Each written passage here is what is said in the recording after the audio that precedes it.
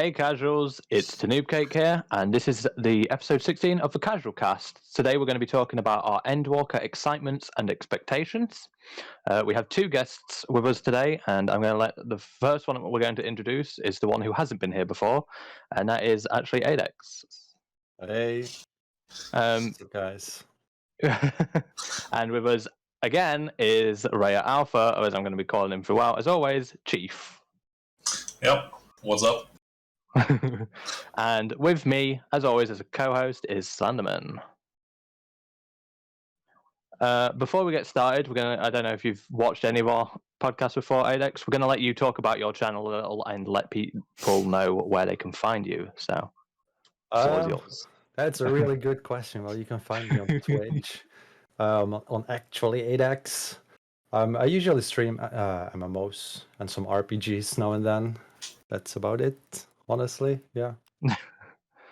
And again, Chief, you can let people know where to find you and what you are doing. Yeah, you can find me over on Twitch at RayaAlpha, and the Twitter handle would be at RayaAlpha as well. And I'm mainly covering, recently I found mostly success playing RTS games on like the hardest difficulty and stuff. Maybe going for achievement runs, and I think I will add RPGs to that list as well and see how much I can actually suffer in those.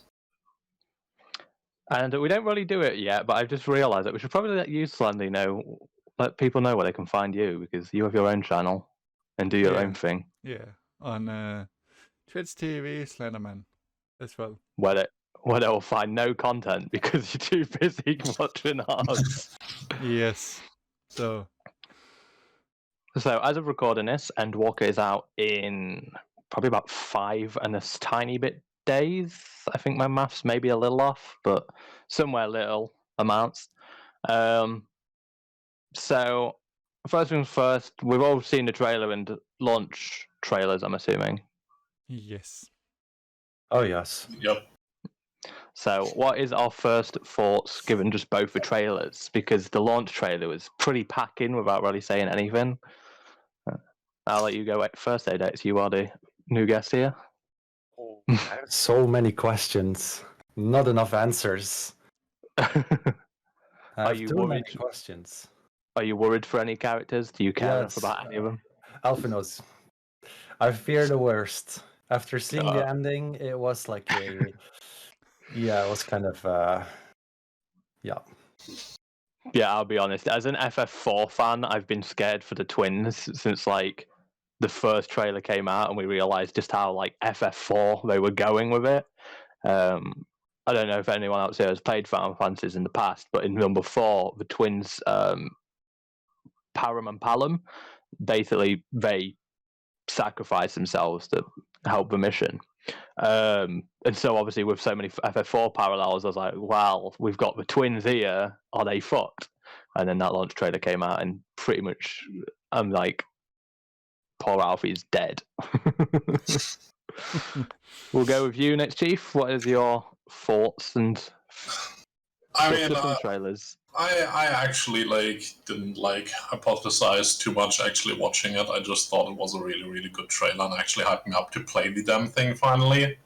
But when it comes to crossing off my list of science that have to die first, there's a bunch that come before the twins, so I'm hoping. Yeah, but is this just a matter of you want them to die or you expect them to die? Both. No comment on that one. Slandy, what is your thoughts just on the trailers alone? The trailer looked amazing, and my thoughts about what is going on is the same with as with Chief. I want just to get my hands on it to try it out for myself. So nothing too. I mean, when it comes to you, did you actually understand what was going on, given how much you skipped the story? Nuts. That might be why. Shameful, man. Shameful. I know. I think we can all. I just want my job. That's all. Reaper. Yeah, I think that's what AiDex is looking forward to himself. The edgy boys. Yeah. Yep. It's going to be it's going to be different for me because I'm going to swap from tanking to DPSing. But I'm really looking forward to it. Have you been tank since you started FF then? Yep. And I never did any content with DPS before. Well, you Have you said really done before you played Gunbreaker last year, so you kind of played DPS already. Yeah. Now, I think we can all mutually agree, just by narratives that we know, one thing I think we can all hypothesize is that Y'shtola's going to die at least once. Whether it will stay permanent is beyond anyone's thoughts, but I think that's pretty much guaranteed. She will come back next expansion. I mean, nobody will believe it anyways, even if she dies. So. Just permanently dies and we'll be here 2 expansions later. Like, nah, she's coming back. Just watch. Next patch. Now, we've seen a fair few features been announced, with all the live letters and obviously the original announcements. I think I'm going to go through us and ask which is our favorite feature. That can include classes, PvP changes, new raids, the fucking island sanctuary, anything like that. Just whatever is the feature you're most excited for with the upcoming expansion. Floor's yours again, AideX. Oh, I am super excited for the new PvP changes. I am super excited for it. I kind of really got into the feast, and I almost made it to diamond, but it was really rough climbing. It was really rough. But I think these changes are also good for, like, in general, also for the casual player base to get those rewards. I think that's going to be really good. I'm really looking forward to the new ultimate. Really looking forward to that, and the Savage tier, of course. Pandemonium. Well, we'll be doing Pandemonium together, but unfortunately I don't have an ultimate group like you, so maybe you'll have a Dragon Song War cleared before I will. I'm not so sure about that. So, Chief, what's your most feature you're looking forward to the most? Since I didn't really inform myself on a whole lot and never really do before expansion releases, I basically go off the vague things I know, but I think the most important things for me would, I'm cautiously optimistic towards the PvP changes because I don't like the way PvP plays in general. I just hope it gets some improvements on top of giving us the rewards, which I'm really looking forward to. Because there were a few which I really wanted, especially armor sets, and I hope that I can now get my hands on them. And the next thing is the island sanctuaries, especially because I hope that they follow the apartment rule and you don't lose them when you're not subbed for a while, because something can always happen, and maybe I'm not playing for like a month or 2, and I wouldn't really want to be forced to be subbed to the game to keep that thingy. Because I kind of want to have a housing opportunity, but I don't really want to have one in the wards right now, just because it just always has this option of, I can't play, or just something fucks up here again, and I can't play for like 3 months, and then, my house is gone and millions of gil down the drain. So I kind of hope that we can keep those, like, long-term. Class-wise, I mean, they look nice, so I'm curious how they will play, but that's more curiosity than something where I'm really hyped to actually like play that. I think a lot of them will play very similarly with a few sprinkles on top. And as far as the housing is concerned, you're forgetting the biggest reason you want an island sanctuary, so you can't have someone with a Moogle or a Chocobo house right in front of your fucking garden. I don't know what you would mean with that Chocobo house right next to ours should be burnt down. So, Slandy, what is your... I have a feeling I already know your answer, but what's your most excited feature about the upcoming expansion? Let me think. The Reaper. Actually, I'm pretty excited about the expanded data center being a bit globally. So we all can play with friends from America, Australia, or whatever we got, and then I'm actually looking forward to the Iceland sanctuary as well, because I feel like we haven't gotten a lot of answers of what that actually is. Just some small tips and hints about what it could be. So. Yeah, I definitely think it's going to be nice to get some like clarity. I feel like compared to previous expansions, they've been a little more reserved in sharing what they want to share. So I'd say my most excited feature is probably going to be the PvP changes myself. Because it's less about like what I'm most excited for in the sense of what excites me the most, because that's always going to be the MSQ, as been with every expansion. I think it always will be. But as far as a feature, like I feel like this is going to be one of the biggest needed changes to the game. And I've played since the Realm Reborn, so I've been through PvP back before it was the system that everyone hates now. Back when you actually had your actual class abilities, like your PvE abilities, and you used to be able to just one-shot people with Fell Cleave in the middle of an 8v8 feast. So I miss those times. So, but PvP was much more alive back in the day when I used to do it, and then they changed it in Stormblood, and then everyone's like, "There's no PvP in this game," and it's like there still is. I'm in a lot of communities for the PvP that keep it going. Like I've been in feast tournaments and stuff like that, like player ran tournaments that actually have like rewards and stuff. But I feel like this is the best way to get people in. I've said for a long time that like a battle pass kind of system would be a really good way to get people in, because people are always wanting rewards, and if you just put in if you put in this amount of time you'll get this amount of rewards kind of deal, I think that'll encourage people to play at least casually. And I think that's the biggest problem with PvP as it stands right now, is we've not had anything that's like really encouraged people casually to play.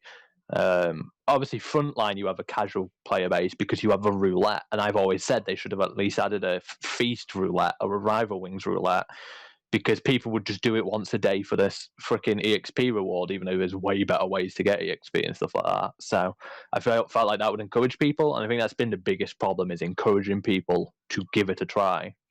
So this battle pass, I think, will encourage a lot of people with that. And then we might see a rise in like the ranked base because more people are like invested. So the PvP change is definitely what I'm looking forward to myself as well.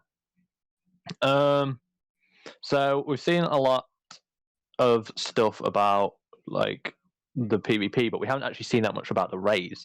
We know what the name of both the Alliance and normal raid is called, and we've seen one tiny little bit of gameplay showing like an area within Pandemonium, but beyond that, not really a lot. So as a raider, a fellow raider, as part of my static AideX, how has that kind of doubt you any excitement or expectations for raiding? Because obviously right now we don't really know it. Something I really want to see is a fight where we see Heidelin and Zodiark and then merge together. That would be like the ultimate fight for me. So as like the last boss? Yes, exactly. That would be the ultimate fight for me to like end the arc. I definitely feel like that could be a thing in Savage more particularly, because obviously in Savage they usually do what could happen as opposed to what is canon to what happened. So if you have like a Zodiac fight, you could always have a what could happen is they could combine, then that could be a like E12 Savage. E12? P12, I guess it would be Pandemonium 12 Savage. What about you, Chief? Because I know you're not really big on the raid scene, but you've kind of always had this like dipping your toe in, but not completely. Yeah, I think it's more something where I'm just hoping that they're gonna innovate a little bit more on what we have right now. Because one thing I noticed, for example, which I'm really like missing from the raids in Final Fantasy in general, is most arenas are a square or a circle, and basically most arenas are not really interactive or matter too much for the fight. And I would like if they actually bring in more fights where the arena and like the surrounding the walls of the fucking room or something. God forbid we have actually walls in a raid for once. Actually would like do something, anything, just make any mechanics where like the actual space you are in like is actually important. Because if you turn it off the background in all of Eden, it's basically the same fucking 2 rooms you're in every fight. And that's kind of boring, and you don't really do a whole lot. I mean, there's like, you have the markings on the floor on like Eden's Promise, I think was the last one. Like where the AoEs are gonna go and stuff like that from the primal stuff and so on, which is nice to have, but I mean, it's mostly just like a stand here marker for you. It's not really something that's interactive or anything. And I would really like if they would actually like do more stuff where the room actually matters. Well, I think in regards to that, I've always said that Alliance raids is where they go to like experiment with mechanics to see how they could introduce them. And I've had a lot of critics of vanilla raids from Shadowbringers, but one of the biggest positives I've had is the last raid, Paradigm's Breach. There was a lot of mechanics in that raid that could go into Savage next expansion. One of the ones I've really hoped for is the end boss of Tower of Paradigm's Breach brings up shit from under the arena, and I thought that'd be fucking incredible to have in Savage. So yeah, something that just came to mind. There was like a boss that kinda uses this, which is Alexander. I forgot the name of the fight. The one we farmed for the anima weapon as well, the scrap compactor thingy, where like parts of the room basically get sunk into the lava for like some parts, like just shit like that. I don't know why we haven't gotten that in like raids afterwards really too much. And in Alexander, I want to say like the second tier, but I could be wrong. I can't remember the specific fight. There was one where you had traps on the floor, and if you triggered them, you could fuck over the whole raid. So maybe if they introduce more shit like that, it might excite you a little more. Yeah, for example, just simple stuff, but it would be cool to see more of that kind of shit. So, Slandy, what about you with the raid scene? Because you've not really dipped your toe into the raid. Are you looking to actually try more of the content in Endwalker, or? Yeah, I think I will give it a try. I'm just not sure about the difficulties and stuff. But yeah, I do want to at least experience some of it. So. Well, as far as Savage is concerned, if my disabled ass can do it, so can yours. That's what I always say. AideX can tell you I'm not the like best tool in the shed when it comes to Savage, but we get it done. One of the things I'm actually looking forward to is the Alliance raid, and I never thought I'd ever say that. I feel like after about 2 runs, I'll probably regret those words, and I'll be like, "Oh, fucking Alliance raids." But I think it's the first time that I've looked at an Alliance raid and gone, yeah, that interests me. Like, because we had obviously Evilise, and I've already played FF12 and Tactics and Vagrant Story into fucking Oblivion. Your Heart, I didn't give a fuck about because I'm not really a big fan of Nia. I liked Drakengard, but I don't care about Nia. And then done Scaife, I actually loved, and like that whole arc. And I actually think that's probably our best Alliance raid tier to date, minus Void Arc. And then the Crystal Tower is, it's the Crystal Tower. FF3 fan service, but no, like, particularly spectacular. So, what's your feelings on the Alliance raids, AideX? Do you give a fuck about that, or?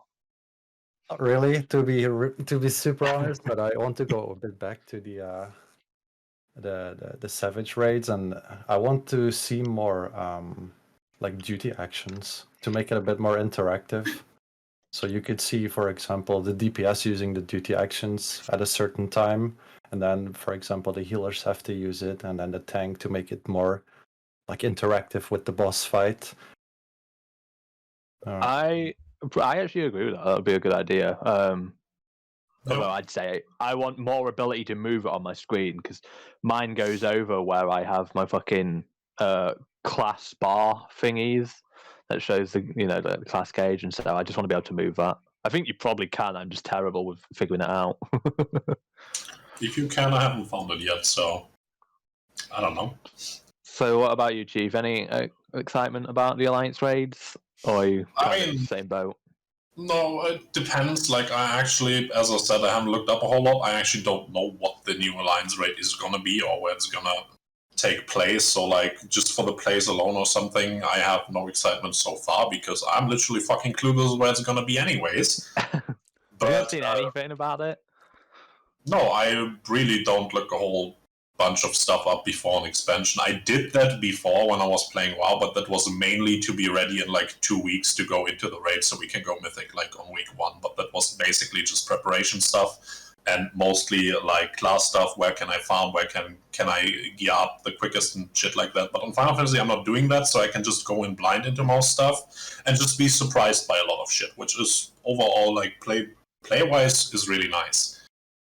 But to pick up with Paradigm's Breach again, before I forget it, like, I don't like doing that thing repeatedly, but as you said, like, it has some funny things. At least the latter half of it is, like, relatively entertaining, and I think if they pick it up either more from there or go the entire way back to Dunscape, which is objectively the best alliance raid in the game, by the way,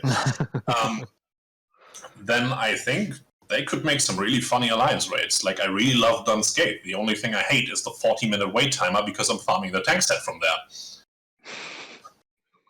And obviously, I think the biggest turn-off for you with alliance raids will always be the people. It is okay. I mean, they don't need to be overly difficult. I'm still laughing every time I get into Dunscape. First boss starts, 2 minutes, wipe. It's great. I don't even offer to explain the mechanics until we wipe once, just because it's more entertaining that way. You gotta let people wipe. So, Slandy, is there any excitement for you with the alliance raids? Have you actually seen out about it? Nope, I haven't. And I haven't tried any of the others alliance raids either, so... You've done the Crystal Tower. I know you've done the Crystal Tower at least. Oh, yeah. Because you wouldn't be able to do the story if you hadn't done the Crystal Tower. Damn it. I thought I could hide, but I couldn't. So, new zones, are you excited about looking around them, AideX? I don't know how much gameplay you actually do outside of a raiding, so... I think Garlemald for sure. Yeah, that's going to be my most favorite one. And then after that, it is going to be Old Charlian. Have you actually looked at any of the little previews of them, or? I have only seen the screenshots, and that's about it. I don't want to spoil too much for myself. Yeah, I kind of started watching the Garlean tour YouTube video, and I watched a minute of it, and I was like, I kind of got to stop this because if I'm going to stream this, I kind of need some level of, oh my god, this is amazing. Which kind of can't do that if I've already seen it all. So yeah, I stopped, and that's my plan as well. What about you, Chief? Any of the zones excite you? Overall, in general, I think I'm the least excited about our Moon Expedition because I really, after Shadowbringers, I would like having more zones on our actual planet for once. Partly just because, at least we both are, part of the RP scene as well, and it's just, having accessible zones and, getting more lore on the actual planet is, something I look way more forward to. I absolutely dislike most Chileans we've met so far, so that is the next thing after the moon on the bottom of the list, and then we slowly get up there. I look forward to Garlemald, but just a little bit. I mean, it's once again, there's a lot of shit going on there, so I expect it to not be all too pretty in general and mainly be very miserable, but Thavnair is looking very, very good, and I hope we get maybe for once proper zones there that are not like Alamigo, just brown and brown with a few rocks sprinkled on top. So, I mean, my expectations for a zone that is a little bit more in the oriental side in general is not all too high after the ones we have in-game. It's really not that hard to top those. But so far, what I've seen from the trailers, it looks really, really nice, and I really look forward to it. I definitely think you can't really go downhill after Alamigo. That was... not the best zone. And we've had people join the game recently, and all of them have all been yeah, no, fuck Alamigo. Even randoms we picked up in dungeons, yeah. Yeah. Sandy, any excitements about the zones? Looking forward to looking around them at all? Yeah, but I think the one I'm looking most forward to is actually Garlemald as well. Because you have seen that place in so many cutscenes. And you actually never been there with a character yet by yourself, so it's gonna be. It's one of these things where it's talked about all the time. It's could we see it? Yeah, precisely. I want to be there instead of just hearing it. So. Yeah, I'm of the same. I definitely look forward to looking around them and shit. And one of the things I actually will be honest that I'm looking forward to is having to go around on land again. Because obviously you've got to earn your flying, and I know a lot of people hate that, but before you have flying, you look around a lot more. And once you have flying, you're well, I need to be at this objective, so I'm just going to fucking fly there. And then you skip over half of the world. Yeah, and especially with flying, my main issue in the game is this teleporting is a thing as well. I don't know why I have so many mounts with music if I literally just listen to 3 to 5 seconds of a track and then I am where I want to be anyways. That's gotta be great. I can finally listen to my mount music again. Yeah, and given that the zones, if they're bigger than they were in Shadowbringers, they're going to be fucking huge because they have been getting bigger and bigger each expansion. Like, Shadowbringers definitely did well to make the zones feel big. So Yeah, I mean, they were relatively big. What I'm still missing a little bit is a lot of the time the zones still feel a little bit empty at times, and I hope they just like put more stuff in there, small villages, whatever, or just like some fucking cabin in the woods where like 2 people, whatever it might be, just a little bit less of just like plain grounded like trees and like a little bit more assets in there. It doesn't even need to have like quests or anything, just more to look at, so it just feels more alive. A lot of the zones still feel very empty despite being very big. And one of the things that they announced, I can't remember which live it was or whether it was actually at one of the proper Endwalker announcements. One of the other things that has been added back is another series of Hildebrand. I don't know if you've done the Hildebrand ActuallyAidex. Have you took a gander I at it? finished it. It was amazing. Yeah. I love Hildebrand. So you're looking forward to Actually, adding more of that? I didn't know they were adding more. I thought it was over. No, they have confirmed they are adding another episode load of it in Endwalker. Finally. I'm definitely, I'm excited. Definitely. Yeah, So here's my big question for you, because we actually talked about this topic on our most recent Around Revisited. Are you hoping they go back to the old method of it, where they have much more funnier stories and way more rewards, and then they have trials and dungeons and stuff? Because obviously, with the exception of the end of Stormblood, they actually removed like trials from the Heaven's Ward and Stormblood story. Are you hoping they have more content based off Hildebrand again, or? I would definitely love to see another raid or something, like an alliance raid or a trial. That would be nice. Yeah, it's definitely nicer when you have more content to do from maybe some content. emotes. Maybe some emotes. I love to collect the emotes. Which is weird. I always find it weird when non-RPers are like, yeah, I love collecting emotes. It's like, why? I just like collecting things in MMOs. Like, I like collecting the mounts and a bit of the achievements, the emotes, so I can have like a most complete character as possible, basically. That's why I collect everything. Well, I can definitely relate to that as a big mount collector. I always try to do that and then realize that I don't give a shit. Yeah, I have a 13-year-old WoW. Yeah, I have like a 13-year-old WoW account, and I have, I think, barely over 100 mounts, and that's only because I bought all the racial mounts. I literally couldn't give less fucks. I tried in Final Fantasy for like 2 months. I got up to like 70 mounts. I was just like, well, I still only have one ass. So why do I have this stable of mounts for? Especially all those that don't have like unique music and stuff. So it's just like, whatever. So are you looking forward to Hildebrand though, Chief? Because I know you're a big fan of the... yeah, I am really looking forward to Hildebrand. The one request I would have for Square Enix would be, though, please finally give us another Hildebrand dance. This has been too long. I mean, if we follow the tradition, we had one in Realm Reborn, we had none in Heavensward, we had one in Stormblood. We sadly had no Hildebrand storyline whatsoever in Shadowbringer, so it's time for a new dance. I mean, it's just the rules, you know?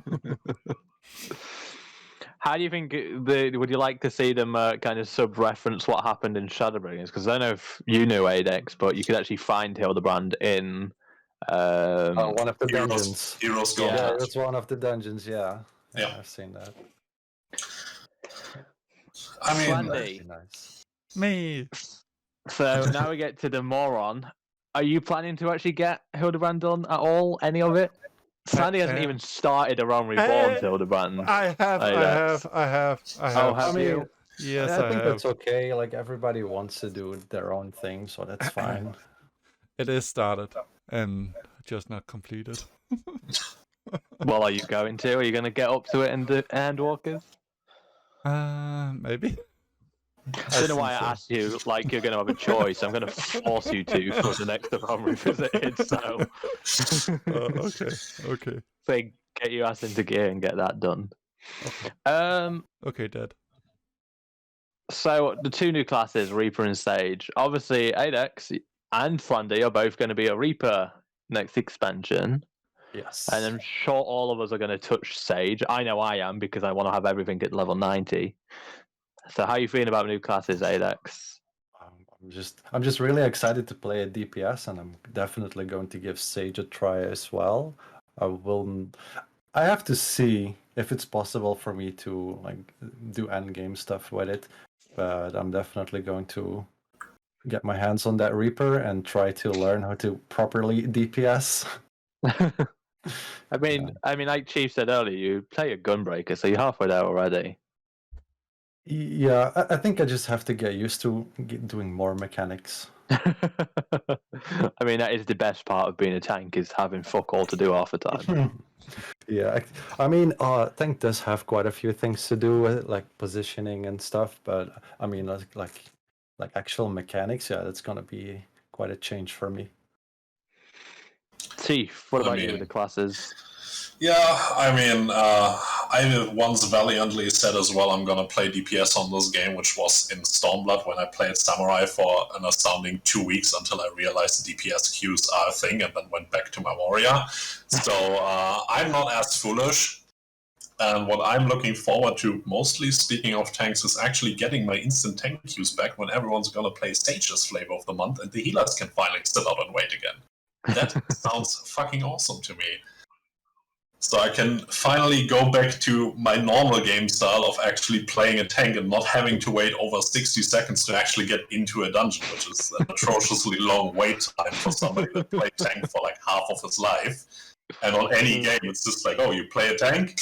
You're in there, no problem. But Final Fantasy is the only game since the introduction of Gunbreaker where I suddenly have a DPS as my tank, and when I try to tank, then I never get into a fucking dungeon in the first place, and I have to play healer, so I don't go mad having to wait like 2 minutes to get into a dungeon. Yeah, when I've been taking logics through content, it's like, oh, I'll queue as a tank. I like playing warrior. Oh, I've been in the queue 10 seconds. Nah, fuck that. I'm switching to a healer. Yeah, and it works. That's actually the worst part about it. But yeah, I gave up trying to like play any DPS as mains. It just drives me crazy. But then again, I'm in the same boat. I mean, we prepared our FC buffs together to actually level together everything to 90. So yeah, we got. Given that I don't do so much, I will just play everything a bit, I guess. I don't really like have a main class anymore that I'm playing. Currently, I'm mainly playing Machinist because it's the easiest thing to farm shit on because it just one-shots everything, but that's about it. Slandy, you and the new classes, Reaper specifically. Yes. You excited? You gonna try them both out? Yeah, I want to try them both out since I actually don't have a healer as well, and the Sage looks pretty interesting with how they are healing in PV at least. So it sounds fun, and as with the Reaper, it's an HC boy, which is me, of course. So are you gonna main Reaper them? Probably very much indeed. So yeah. Shame. Well, to main it, that would require Slandy to log on to the game into the first place. So we're gonna see about that. That is now I'm gonna force Slandy to play some more Endwalkers come Endwalker. I've been trying to slowly convert him off WoW for ages, and one day we'll get him. One day. Maybe Reaper will be the thing to get him now. Maybe. I mean, it's the weirdest shit for people. We've been over that like a few times already, especially in our FC as well. For me, it was just ocean fishing that kept me playing a few months ago. Yeah, I think that's how we grabbed you in the end. And then Logix we got on the demo, and he was just uninterested with one. We was just Born Story, and then it was like, oh, so ocean fishing, and he was like, yeah, I'll play. And then we had bloody Popper, who was like, oh yeah, triple triad is the best shit in this game. It's like, what is people?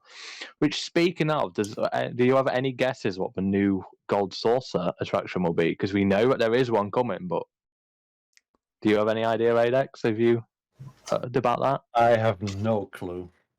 Is there any? Absolutely no clue. Is there any minigame you'd want in Gold Saucer? The one minigame everybody wants. Blitzball? You know it. Blitzball. Say it. Yeah. Don't even need to go around the circle for that one. I think it's just mutually. Except for Slandy. I'm sure Slandy has no. Have you actually played Final Fantasy X, Slandy? No, I only play Final Fantasy 14. Well, you heard it at first, Pretty Casual Game, and we're going to get Slandy on the channel playing all the Final Fantasies at some point. Let's go. And then we'll have him for a year trapped on Final Fantasy X playing Blitzball.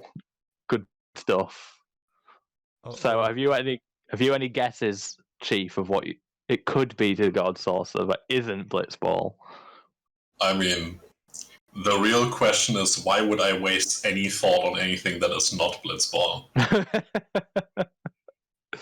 True facts. I mean, there are things like I remember vividly, especially in 7 in the Gold Saucer, I played this stupid ass motorbike minigame. I played that shit for hours on end. And I would like to replay it again, but it's like a pet peeve of mine because I don't even know why it was so fucking cool to play. I think I have at least like 150 hours on that game alone on 7. Just because I sat there for like 3 weeks straight and did nothing else all day long, just played this stupid ass minigame. So if I can have that back, okay, maybe, but let's be honest, Blitzball is the one thing I want in the game, so yeah, So I need to. Are you wanting Blitzball manager, or are you wanting to be a Blitzballer yourself? That's the real question. Technically, both of them, but I would like a split where I can manage my Blitzball team, like I did it in 10 as well. Like, it's the first step in the Gold Saucer now in this expansion, and then for the next expansion in 2 years, they announce Blitzballer as a DPS job in the game, and then I can finally be one myself. That sounds like the best solution. Square Enix should hire me now. Yeah. So, Slandy, is there anything you expect or want in the Gold Saucer? Everything that I don't know about. So you can have Solitaire in there for you. Yes. There has been memes going around that it could be Solitaire, and I'm just like, oh. He can get some like Call of Duty zombie mode essentially, then he would be happy. One of those. I just need some backtracking and some zombies, then I'm happy. It's like the old Black Ops arcade fucking zombies, where it's overhead and you just turn. Yeah. It's Hildebrand shooting a ton of gentleman zombies. So we've covered most of the side content. Obviously, you got Beast Tribes, but let's be honest, who really cares about that after getting their mounts from there? So the only real thing over left really is the story. You looking forward to story, ActuallyAidex? Any story beats in particular that you kind of want to know? I want to know what Xenos is up to. That is my biggest question. No, the real question is Xenos sticking around after Endwalker? Do you expect him to die? I think it's going to end. Yeah. It's definitely going to end. But usually at the end of Final Fantasy games, from the ones I've played, they always come with some kind of twist. Some little unexpected twist. I'm hoping to see something like that. I ironically definitely don't think Xenos is our final boss. I actually think that maybe we will fight him, but I don't think he's going to be the final boss. I feel like levels like 89-ish will like fight him, and then he'll be like, either he'll die, or what I believe will happen is he'll be like, well, fuck anyone hurting my warrior light, and he just like helps us suddenly. Or what could happen is what I said before with the alliance raids, is that we see Zodiac and Heidelin, and they do something together, because I don't know if we can talk spoilers. Oh yeah, you're free to talk spoilers here. But this is why we don't have logics on the show, actually. Heidelin and Zodiac are primals, right? And primals are inherently bad.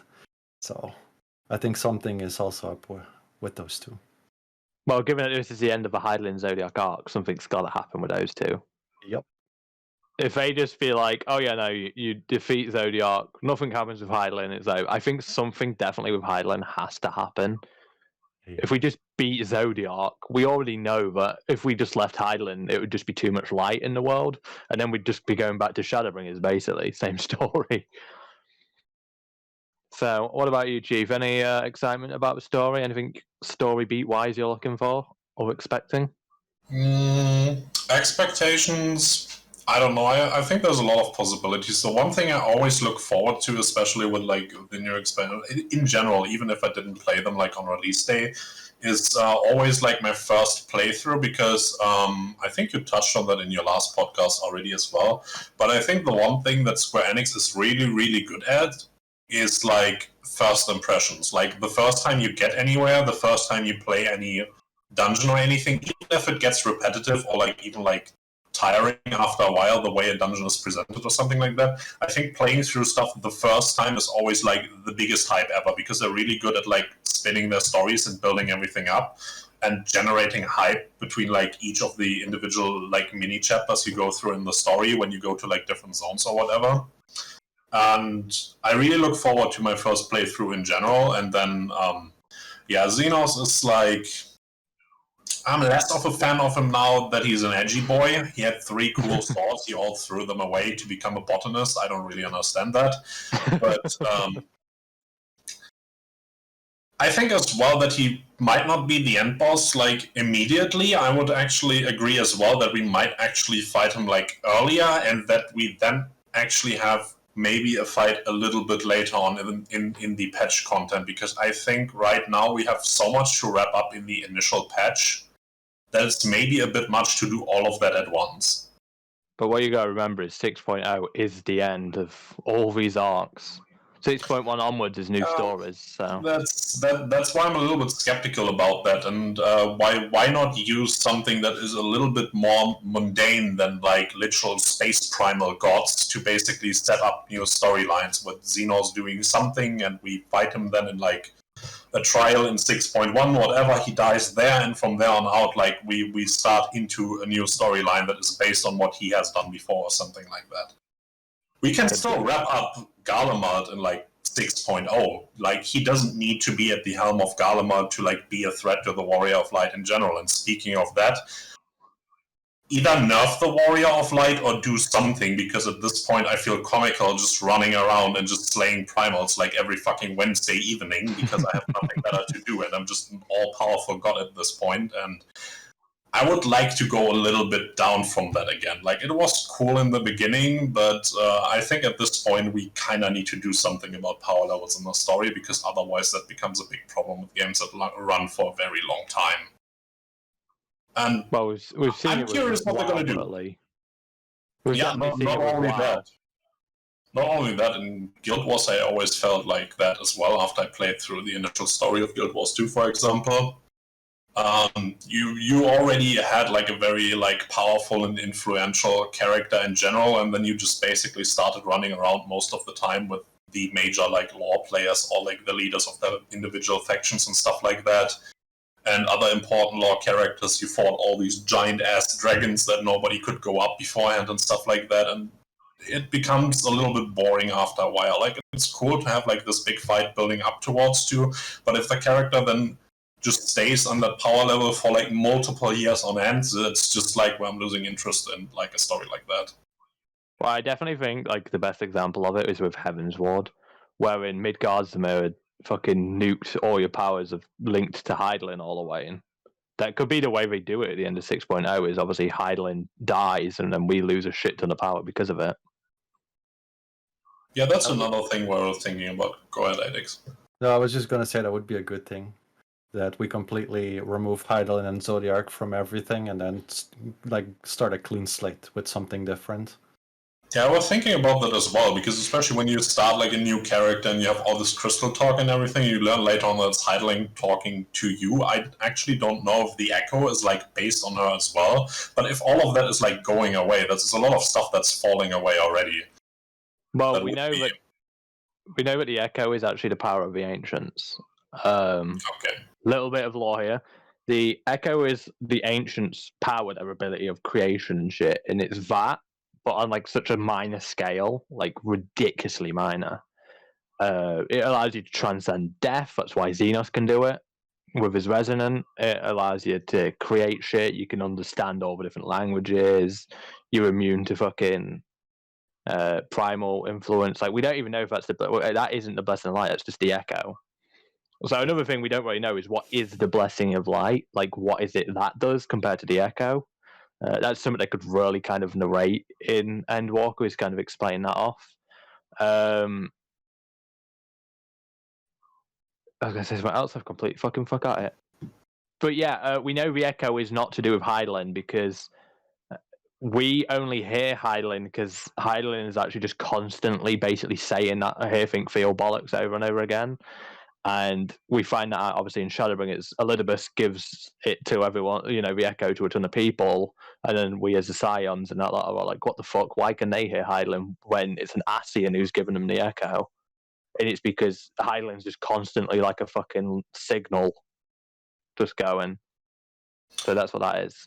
All right, but I mean, like, we still have the part where, at least initially, it was all about, like, I chose my Hydaelyn and whatnot. And if that falls back away, if we, like, actually remove Hydaelyn and Zodiac from the story finally, I think that might be a good start, at least. And then something else, we still have the entire rejoining of, like, souls and stuff, which keeps the Warrior of Light ahead. But, I mean, like, a little bit is good. You're still a major player in the story. Like, the story still centers around you, so that's okay in my opinion. Just, like, not too much. I think as well, with what I could expect of the coming expansions, I've said for a while, but I feel like either New World or Meracidia are like where we go next. I feel like both of them will have such minuscule problems compared to Zodiac or fucking Hydaelyn that if we stay at our current power level and then beat Zodiac at the end of fucking Endwalker, it's like, how do you kind of go down from there if we're still at the same power level? Like, it's kind of why I thought, like, when Battle for Azeroth for World of Warcraft, for example, was first announced, and I was like, we just fucking defeated the Burning Legion, who's been like one of the biggest fucking threats in the history of the world, and now we're fighting amongst ourselves. Surely our power character is way too powerful for that now. But obviously, WoW does your character dirty all the fucking time, so. And it's inconsistent as fuck as well. Yeah. Yeah. I mean, we didn't even fight Stargaros at that point, but we fought a fucking World Soul, which is basically another Titan. So, I mean, I don't fucking know, but seems fishy to me. So, Slandy, any expectations or excitements of the story? Anything you're wanting from it? No. Not at Is all. that just because you forgot everything else? Yes, that is. Yeah, like you all said, I'm excited to see where Xenos is bringing us and hunting us, and since, yeah, he doesn't I like think- us. Oh, well, he does like us, in sense, I guess. You're his secret boyfriend. That's what it is. I was about to say, hopefully tries to be a better boyfriend next expansion and our conflict will be resolved. I mean, So I think for he me- is our itchy boy in Endwalker, so. I think for me, the biggest thing that I want from Endwalker, obviously I'm a 1.0 player, so I want all the wrapping up to be done. I kind of am looking forward to having that. For me, I've been here since the beginning of the journey, so it's kind of like bittersweet in a way. Like, it's coming to the end of a story that I've followed for years, and that feels great because I'm finally going to have answers to everything I've asked. But then it's also like there's a fear because where do we go next? And it kind of shuts off all my knowledge, and anything forward from it is kind of new shit. But honestly, my biggest thing from Endwalker that I'm really interested in, like the thing that's gripping me, is Fan Daniel. I can't wait to see more of his character because he hasn't really done a lot just yet from what we've seen of him at the end of Shadowbringers. And people are obviously like, he's going to pale in compared to Emmett. He's obviously shit. Look at him in these patches. But Emmett was uninteresting back in Stormblood when we saw him in the patch quest. Like, he had a few funny moments, but he didn't really stand out like he did in Shadowbringers. So I'm looking forward to seeing what the fuck Fan Daniel brings to the table. Do you know who Fan Daniel is? Like, which Ascian is he? Fan Daniel, that is his Ascian name. Yeah. I mean, as in, is he unsundered or? He's unsundered. No, he is sundered. Okay. All the unsunders were Elidibus, Lahabrea, and Emmett. Those were the only three. Okay. But that's the thing as well. We actually have a fair few Arceans that because we've only defeated. There's obviously the convocation of 14. We take away Azim because that's us, so that's 1 down. So we have 13. Elidibus, Lahabrea, and Emmett, so that's 10 left. We've fucked Nabrielas and we've fucked Igayorim. Logriff and Metron we dealt with in Eden, so that's 7 out of 14. We obviously know Fandaniel. So we have 6 left that are kind of like they're up in the air as well. It's like, are they going to kind of bring them into the story? Because obviously this is meant to be the end of the Highland Zodiac arc. Surely they want to kind of clean up the rest of the Ascian stories. Because we have Ultima or Altima or something. I can't remember all the names off my head now, but we have a fair few that we like have no answers for. And it's the same with the dragons, for instance. Like we've got Vritra coming around, and obviously we know Nidhogg and Graceful Gar, Bahamut, Tiamat. But then there's the 2 ones that we don't know about yet. So maybe we could find out more about them. That'd be cool. Yeah. There's a lot of things that it's like, what are they? They say they're trying to wrap up basically everything, but it's like to what extent? Like, because there is a lot of shit we don't know about. Like, for instance, they say, oh yeah, we're trying to wrap up all this shit. Well, we've known about Murasidia since like 2.0 at least. And there's a shit ton of Murasidian influence basically in everything we've done. Like, Bahamut was Murasidian, the Crystal Tower was created to fight the Murasidians. You know, Tiamat in Azizlar, the Warren Triad that the Pope was trying to steal the power of, they were Murasidian. So it's kind of like influenced the story for a long time. We're not gone there, and they've not talked about that. And it's like, you know, we could have that in a future expansion. But you've also said we're wrapping up all the story ties. So it's like, so there's a lot 6.0 like can do, needs to do, and there's a lot I don't think it will. But it's an exciting time. I definitely think the biggest thing about Endwalker is how unpredictable it is right now. Like, I don't even think like the people who know what the fuck they're on about, like for instance me, obviously I know all my lore and that lot. I haven't got a fucking clue what's coming, and I think that's pretty good because it means no one's got that like home field advantage of like, oh yeah, well I've played Final Fantasy for years, so I know what's coming. I don't think anyone can truly say that right now. And usually Final Fantasy has a very like readable story. Like you can sort of see where it's going most of the time with Stormblood and Heaven's Ward, Realm Reborn, and even Shadowbringers to an extent. So Endwalker is pretty cool, and the fact that I think it's just going to be chaos for all of us. Yeah, I think as well. Like, sorry. Yeah, going back to like all the like unresolved story stuff in general. I would still say like one good thing we still have is that there's still so much like even like physically like on the world map, there's so much fog still on the world map. We have so many places we can still go that I'm not really too afraid where the game will go in the future. Because I think a main issue for a game like this is basically if the world becomes too small. But they like intentionally made the world like gigantic from the beginning, and we still have a whole lot of places where we can go, which are hopefully not another star in the future, because I personally like to stay in the world like the entire game played in beforehand. So I think like we can still like pick up stories there, and especially when you mentioned, for example, the 2 dragons we don't really know a whole lot about.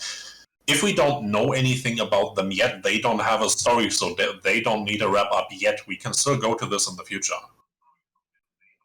Well, with what you said about like the world and all that, I think somewhere down the line we are going to another star. I think that is unavoidable. We've had mention of Dragon Star, which is where Midgardsormir comes from, and then obviously wherever Omega comes from. So we obviously know that there's other planets out there, and especially with the mention of Dragon Star, it's like you can kind of guess that at some point they're going to use that again. But like you said, the map is mostly fogged out. We have all of Ilzabard, basically. Like, we only really know of Garlemald. No, we know of some others, but they're still fairly clouded out. We don't have a real idea. And that's just the map that we're given currently. Murasidia has not been on a map ever. The first time we actually can see it properly is if you actually look at the Endwalker trailers, you can see Murasidia on the planet.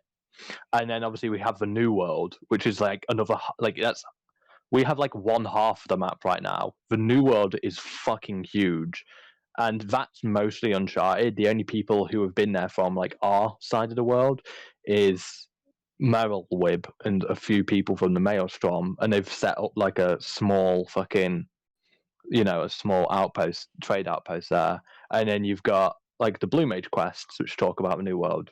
But like, that's basically America, like the huge fucking continent, and we have no clue what's on there. So I definitely think possibilities are there. So we've wrapped up basically a lot of kind of like a 6.0 stuff. What's your hopes and excitements or fears going forward from 6.0? Because as we say, that's the end of this story. And how does that make you think going forward, AideX? I kind of just want it to be unknown for now. I don't want to know anything about it until it's presented to me. Yeah, that's basically the way I think about it. So you're just excited to just be kind of in the dark? Yeah, exactly. I want to just have them throw that stuff in my face and just be like, surprise. So how about you, Chief? I personally, when it comes to hopes for the future, due to the game usually only having like, especially with Stormblood, where we have only like 3 zones for like an entire country, because they split that up. I am just hoping that going forward, they maybe will not only go to new places, but actually introduce like newer high-level zones in areas where we geographically have been already before, but nobody says there's only like these 3 zones and these 3 zones make up Alamigo. And then we have like Doma, which is like we have the capital that is mainly crammed into a canyon, which makes the zone artificially small. We have the Ruby Sea, where basically only the top left village is part of Doma, and the rest is pretty much in the middle of nowhere. And then we have the Azim Steppes, which are, as far as I'm aware, like still a bit outwards from like the main country in general. So why couldn't they bring like 1 or 2 new zones where we actually see like the rebuilding efforts already like having taken place, and then go back there with new stories there? We have the entirety of Hingashi, apart from Kugana, that's still locked off. I'm pretty much sure they have still hidden even more snow up there around Ishgard somewhere that we can go and visit. That is still a possibility as well. We have the entire north of Vilbrand, I think, where we still can't go. I think you told me there was like big volcano there and anything. Yeah, we're only south of a volcano in Lenoskaya, yeah. Yeah, we have all of that.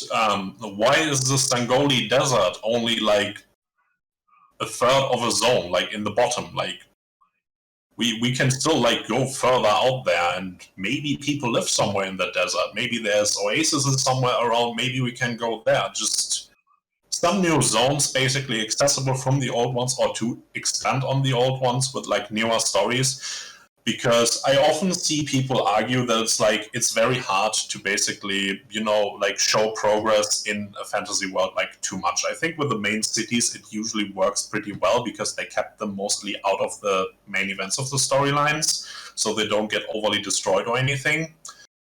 But speaking of WoW, again, you don't need to pull a cataclysm if you basically left yourself like the geographical freedom to just add more zones and then just make new zones where you can actually see the progress after all those years and all the like development that has happened after the Warrior Light has been there, after our story has played out. How has it gone in the last like 5, 7, 10 years in those zones, and how is it looking there? What are like modern problems in these zones? Give us reasons to go there, and then just make a few more zones. Like, that is one of the few benefits I would say we have with the instance map system, where you basically just traverse always from map to map with a loading screen.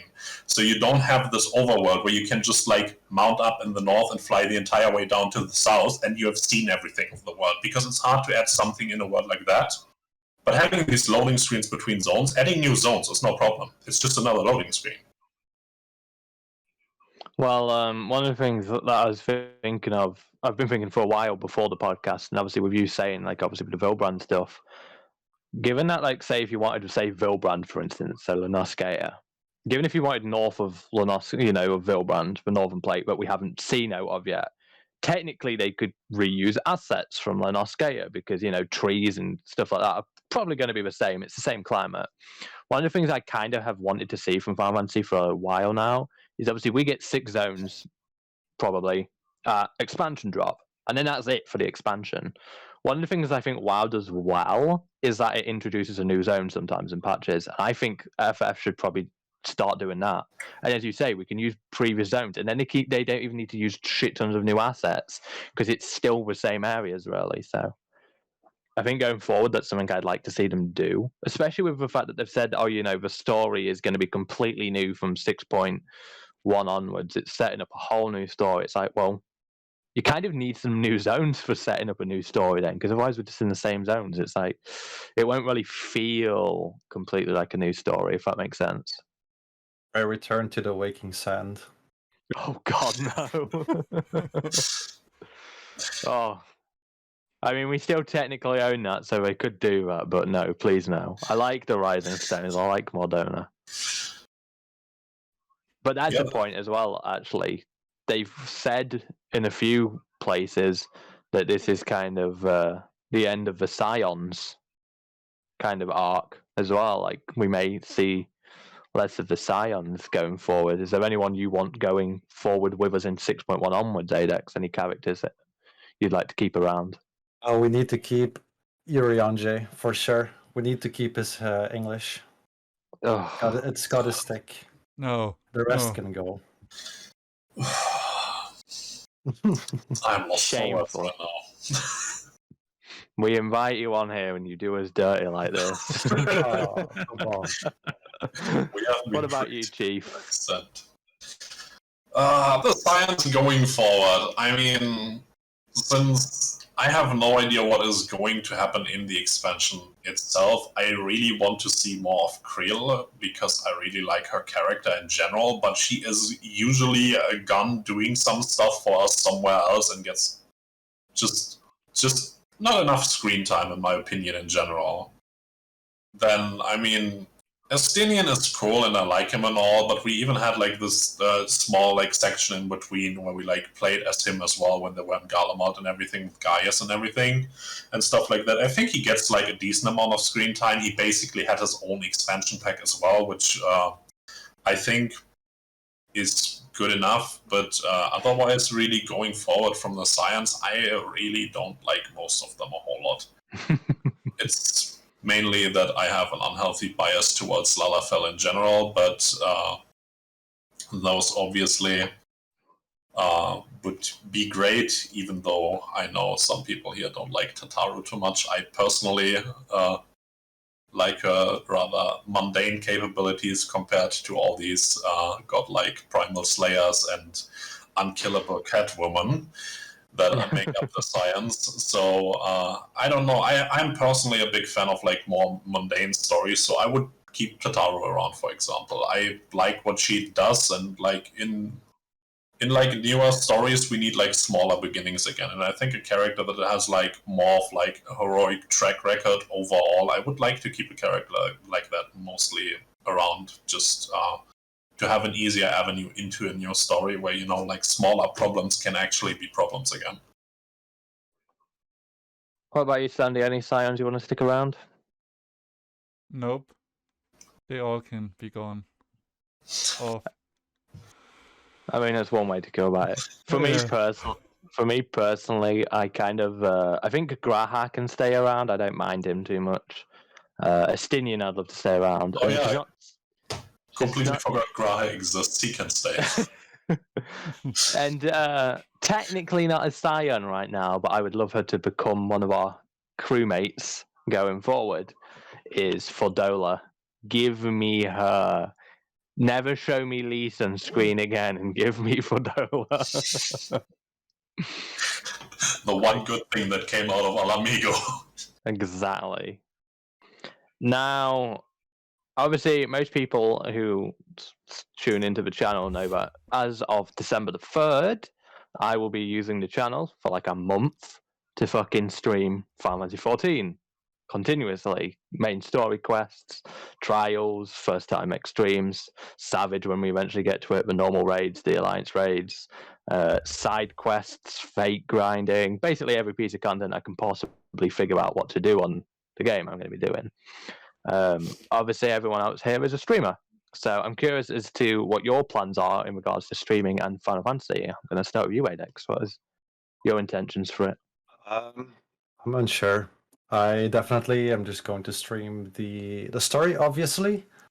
But I don't think it's gonna like bring a lot of viewers because not everyone wants to get spoiled by the story. But other than that, yeah, I'm just going to try and do as much as possible. I'll probably stream quite a few hours, longer than usual.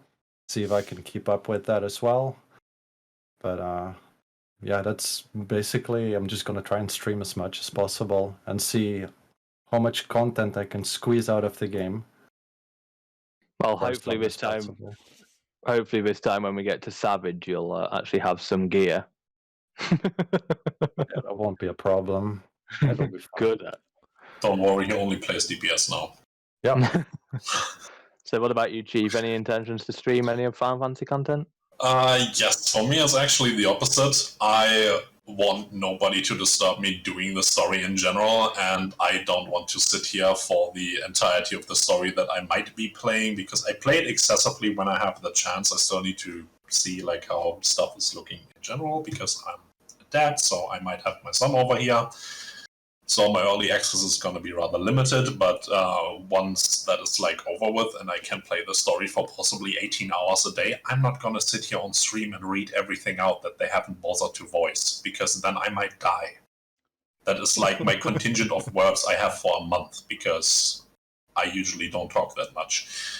So I'm going to play the story mostly for myself, and then when it comes to like actually doing stuff, as we said, we want to level, for example, and stuff like that. I think it's good for like showcasing in general, like how the classes now play and stuff like that, especially since we got everything up to 80 beforehand anyways, and the new one started at 70. So it's exclusively the new stuff we're going to have going on when we are leveling. And I think that's more interesting in general, at least for a while.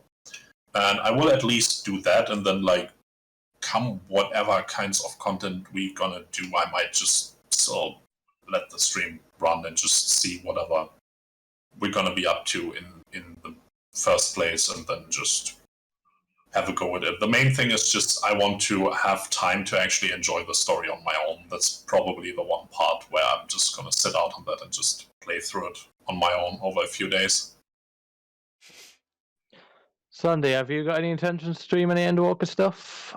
Yes, the main quest scenario I will be streaming. Then I'm not sure if I'm gonna do the river quest line as well, maybe. But yeah, my plan is to do the Endwalker main scenario quest at least. So That's actually a question I have for you. Are you intending to level Reaper first and then do a story, or do a story and then do Reaper?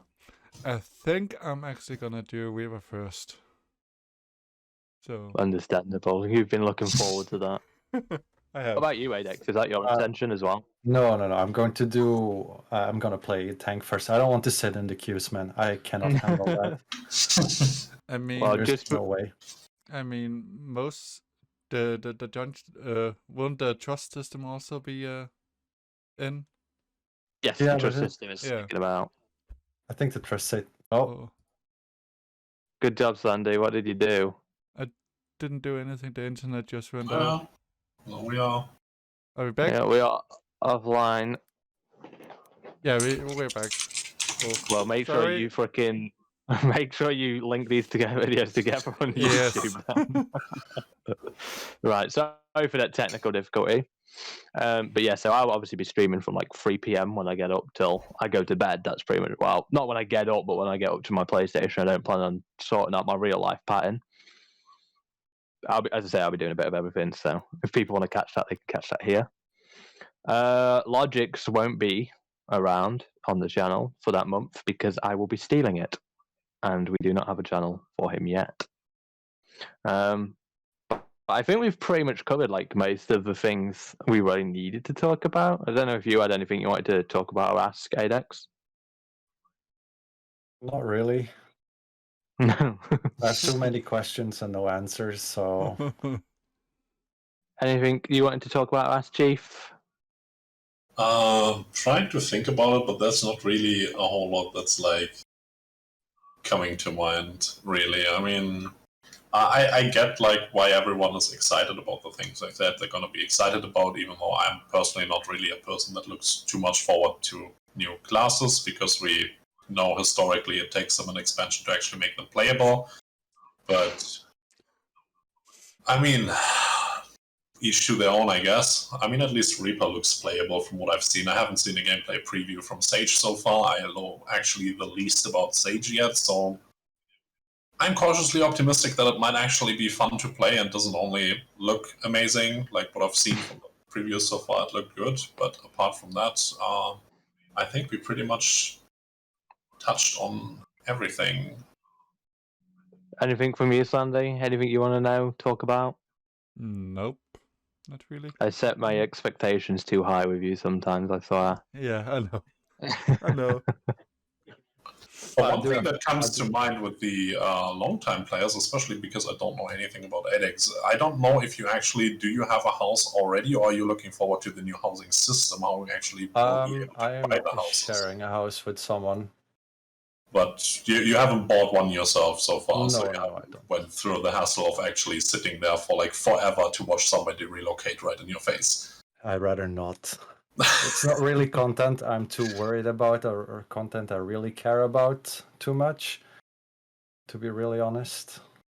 I used to. Back when I played Aeon, I really wanted a house, but now it's like it doesn't really serve a special purpose for me, other than just role playing or having it there, having a money sink. I was about to say housing in general. Like as somebody who's not role playing, as far as I'm aware, like is there any like functionality you would like for housing in general, as somebody that's not using it for like actual role play purposes? Like, would you like more stuff to, I don't know, display like your rating achievements, for example, or stuff like that? I mean, there are decorations, but I don't know. Is there anything you would really like to just display achievements or something, especially since you said you like to collect all kinds of things as like a completionist? Now you made him think, Chief. Oh, yeah. I don't really know. Maybe add some upgrades to the housing. Like, I don't know how to explain this. Like, you have your small or medium or extra large plot, but that you can, like, upgrade it a certain way, doing various activities. To get, like, more room, I'm assuming you mean? Yeah, something like that. That would be actually really cool to have, like, so you have something to do when, So actually make housing more of like a progressive system as well, where you can actually work towards something. That's actually a really good idea. I like that. Well, I know some people have talked about it for a while, because obviously how hard it is to get a house or a, mansion, stuff like that. People have said for ages that there could be a system for apartments, wherein you can, for apartments, because obviously they're much more personal, you could slowly get them bigger and get more room, and I think that could kind of tie into that, really. That would be really nice. With the island stuff coming up and shit, I mean, it would be overall, I think, a good thing to just expand on the housing system as like a form of content. I would actually like that. Well, obviously, as far as the Ishgardian housing is concerned, it's of little concern to me. I have a mansion in the Mist, and I have my private, which is a small in the Mist, literally right next to my mansion. And as far as my private's concerned, I could lose it tomorrow and I wouldn't give a damn, because I have my mansion. And so long as I've got that, there's kind of like housing is kind of a dead avenue now for me, because I just keep redecorating my mansion every time I get bored of it. Yeah.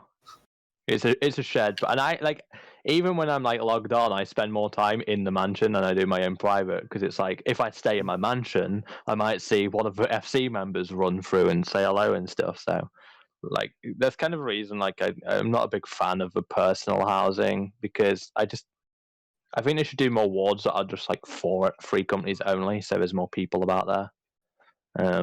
Personalizing, I've never, like, I have my personal, and I have it for roleplay reasons, but outside of that, I've not really understood the need for it. I used to have an apartment, and I actually got rid of it, because I was like, even though obviously there's so many slots, I don't need mine, so I'll just let someone else have that slot. And yeah, as I say, I just don't understand the need for it outside of roleplay, and so it's of little concern to me if I lose my private, but I'm keeping my mansion forever. I've always said when I've had times where I've let people use my free company basically as their own, and I was like, yeah, you can do that, but the house is still mine.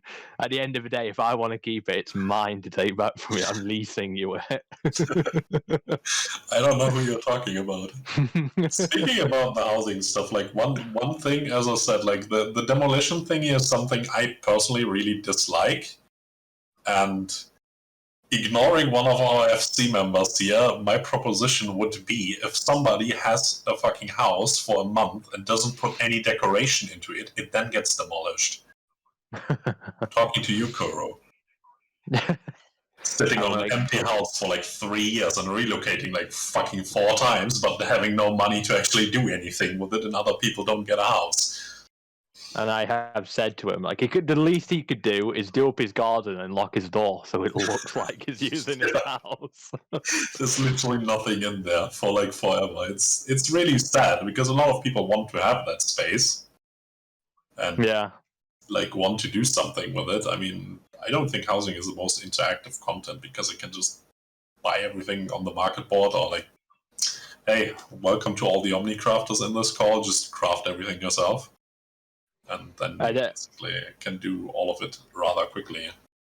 With the housing, for me, I guess it's kind of like a lot of other systems. Like, I'm glad they're in the game for people who want them, but for me, it's just it's a kind of a non-issue at this point. It's like when they add in like with like A Realm Reborn, when they like, oh yeah, we've changed all of the A Realm Reborn story, so it's easier for people to get in, and we've added gear sets into the dungeons so that when people are leveling, they can get gear a lot easier, and you're now guaranteed a piece of gear at the end of every dungeon. Like, I'm happy that it's there for the new players, and for me, like, I guess that's always something that I like, is when they add shit for new players, because it's a non-issue for me. I'm never going through, unless I New Game Plus it, there is no chance I'm running the story again.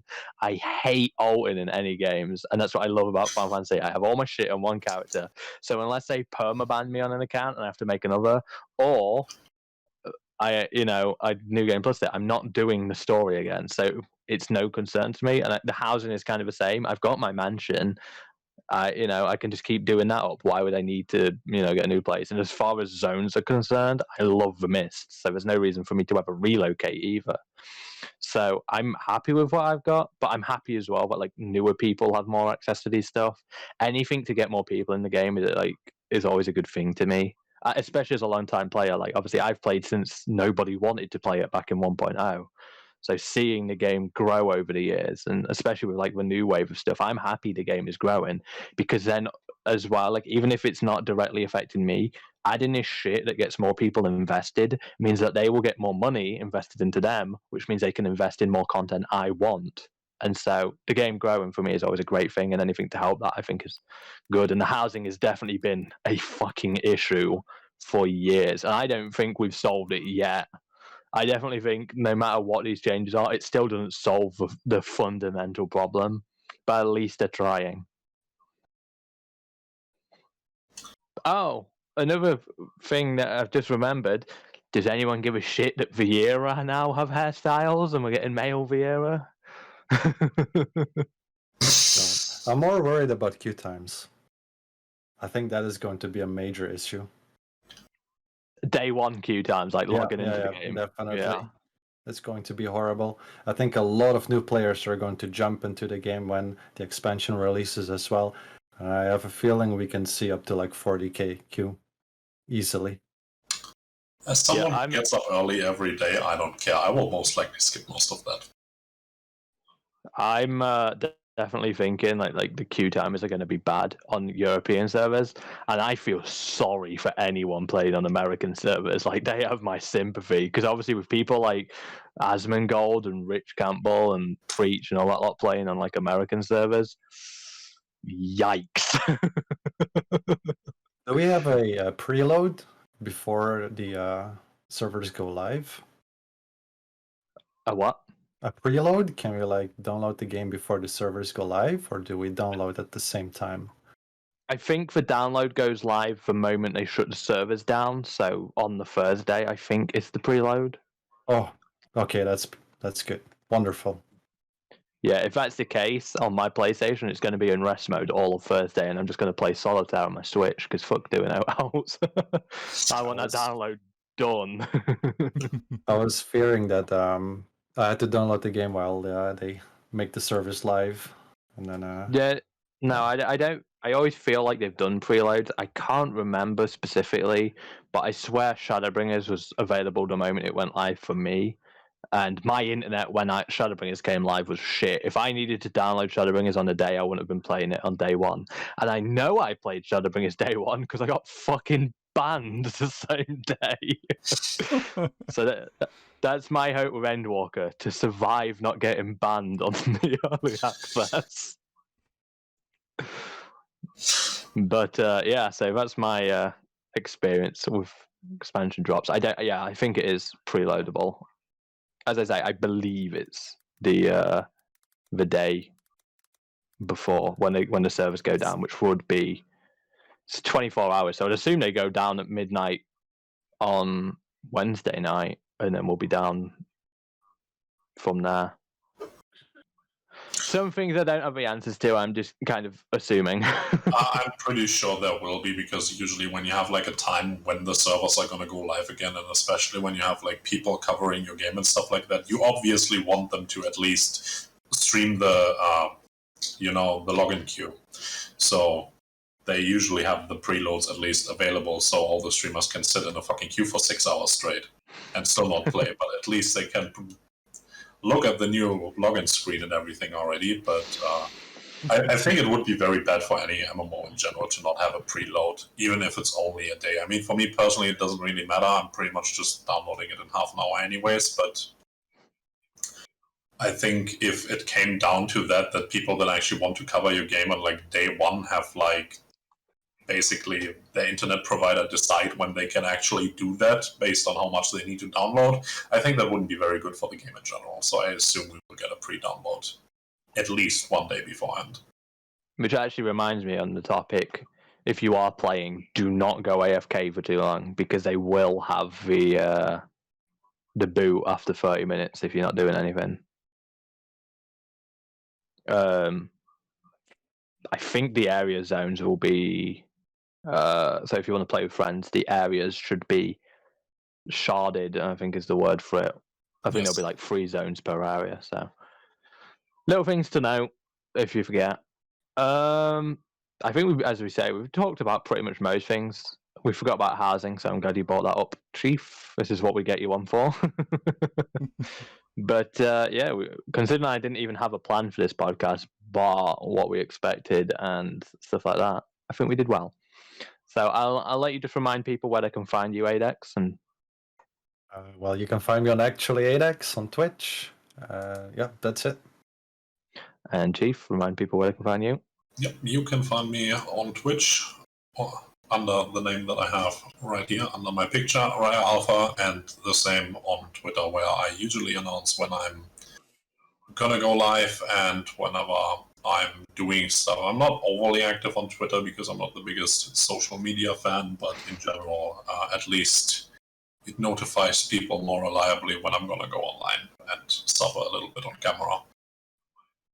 Did you have something you wanted to say, AideX? You put the finger up. No, that's just where you can find me, and I just it's right here above my head. Yeah. Slandy, let people know where they can find you. On Twitch as well as Slanderman, and yeah. You always forget to mention that you also have a YouTube where you just throw shit on. Oh yeah, I just throw shit on like my VODs and stuff. It's more like a hidden chest with all my silly gameplay I made in the past. So yeah, I think that's pretty much what the Pretty Casual Gaming one is. Speaking of, obviously, if you're watching this over at YouTube after we've put it up, thank you for obviously watching to the end. If you haven't already, please go follow the Twitch, because that's where we do all of our streams. Only a few of it make it to YouTube, but depending on whether it's a series or just highlights and stuff. The podcast always goes to YouTube. Like, dislike, comment, whatever. give us a subscribe on YouTube. But as I say, it's mainly just a vault of shit we've done. It's more for people to find us than it is for else, and just people to catch up on stuff that they've missed. If you're watching on Twitch, obviously you can go subscribe to the YouTube. We have vaulted shit there for you to go catch up on if you miss. Obviously follow us here on Twitch. We try to stream most days, and definitely after Endwalker my intention is to set up a schedule properly so that you know when to tune into the channel. And we have a Discord. If you're watching on YouTube, it will be in the description below. If you're watching on Twitch, Slandy should do the Discord thing in the chat so that people know where to find that. We basically put all of our updates there. We don't put our YouTube updates there, but we are working on getting uploads to eventually be known on the Discord. And I'd like to thank AideX for being on with us. Thank you guys for inviting me. I really enjoyed it.